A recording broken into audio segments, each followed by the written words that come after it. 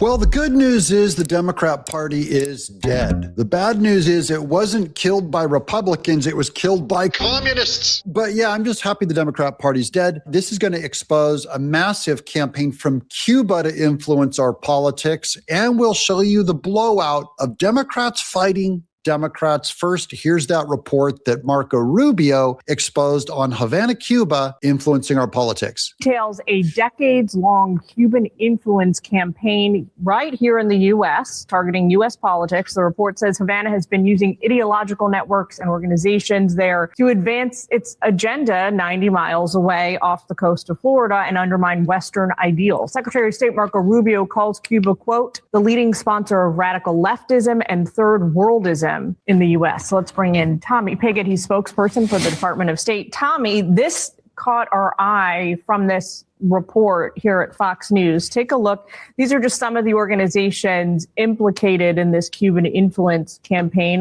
This is the big one, Code Pink, over there on the left. There's an Amistad one, the ICAP one second. The third one is the People's Forum. The third one is that Democrat Socialists of America. That second to the last one is the most important one. The National Lawyers Guild. Why do they need lawyers? They need lawyers. Those are the ones that are all the judges being funded to both seat judges and infiltrate and dominate the American elections, where judges launch these massive lawsuits. I'm doing other videos on this today, so this will be well covered if you've subscribed. Here's Marco Rubio just going nuts on the American division funded by Cubans. My entire life, I have lived with and next to people who came to America because their country was chaotic and their country was unsafe. What I saw today, what we have seen, looks more like those countries than the extraordinary nation that I am privileged to call home. This is about the burning, the terrorist Molotov cocktails and burning of radical leftists against ICE. It looks more like the third world countries where they came from than America. And I think about the mockery that it makes of our country. A lot of people, oh, well, China. No, let me just say something. In all modesty, no one here has worked harder on the issue of China. They hate my guts. I'm sanctioned, twice sanctioned. I don't know what they're sanctioning, double sanctioned, and I can't travel there. I wasn't planning to anyway. China's laughing. They're loving this tonight. In Beijing, they're high-fiving because they point to this to say, this is proof the future belongs to China. America's in decline. Vladimir Putin, there's nothing Vladimir Putin could have come up with better than what happened here. China and Putin don't have to fire a shot and beat us. Why? All they have to do is get a bunch of Democrats, and I mean even Democrat, your lefty Christian friends, Democrats to divide us and drag Trump down. They will win without firing a shot. Of course, we're not going to let them win. I believe in the American patriot. I don't even believe in political parties. I believe in you and me. Makes us look like we're in total chaos and collapse. Not to mention the Ayatollah, who's probably bragging, if he has buddies, to his buddies, look what's happening to the great Satan. Well, it's weird. He's calling us the great Satan, and he's probably down in hell with the great Satan. Guys, we're in God's hands. The American patriot, the people that love each other, this country, and our Lord God are not going to let this happen to our country. It's good to call the warning shots, but I don't believe those evil powers will not win. I think politics has made us crazy. Everybody in this country has lost their minds on politics. And we have forgotten that America is not a government. America's not a president. America's not a Congress. Let me tell you what America is. America's your family. America's your faith. America's your community. That's America. That's what our adversaries don't understand, and that's what we need to remember.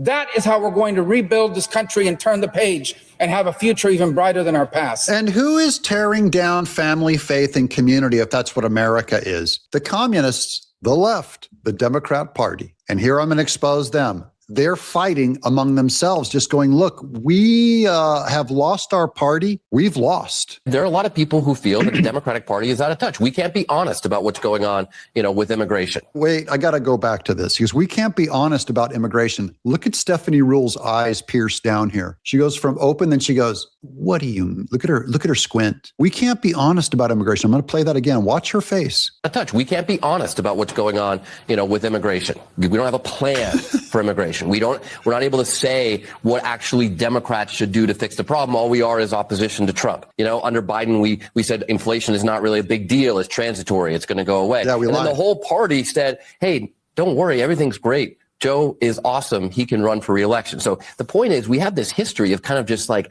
washing over problems and not addressing real concerns that voters have. We got to make sure we don't do that. Okay, but we've got to make sure. Do you think you're doing that now? Because look no further than a state just north of you, Maine, where I kind of feel like that happened 2 weeks ago.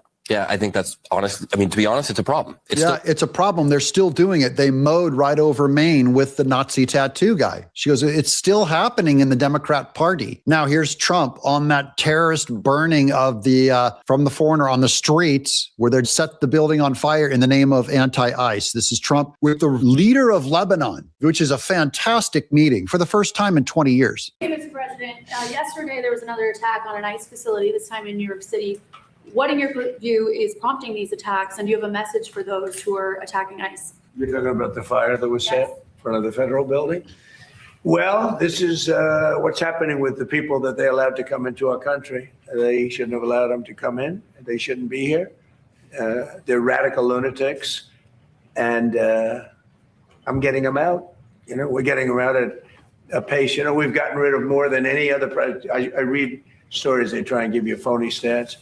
I was with Tom Homan this morning. He'll give you the statistics if you want, but we're getting bad people out of our country at levels never seen before.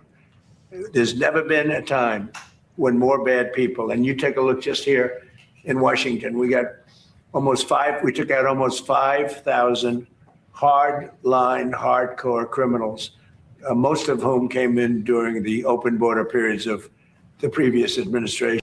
Biden let the criminals in. Trump's kicking them out as fast as he can, being stopped by lunatic leftist Democrat judges. Here's Laura Ingraham with a little wrap up on the problems that the Democrat Party is now stuck with. They pay a very heavy price for the years and years it spent encouraging this type of radicalism that's now commonplace among most young Democrats.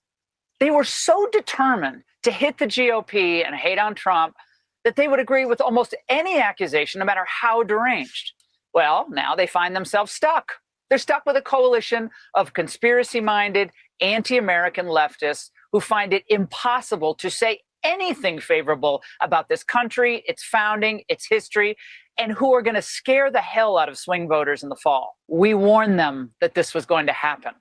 And now they must either do something about it or risk watching the Democrats fall further and further away from the heart of this country. Good. Yeah.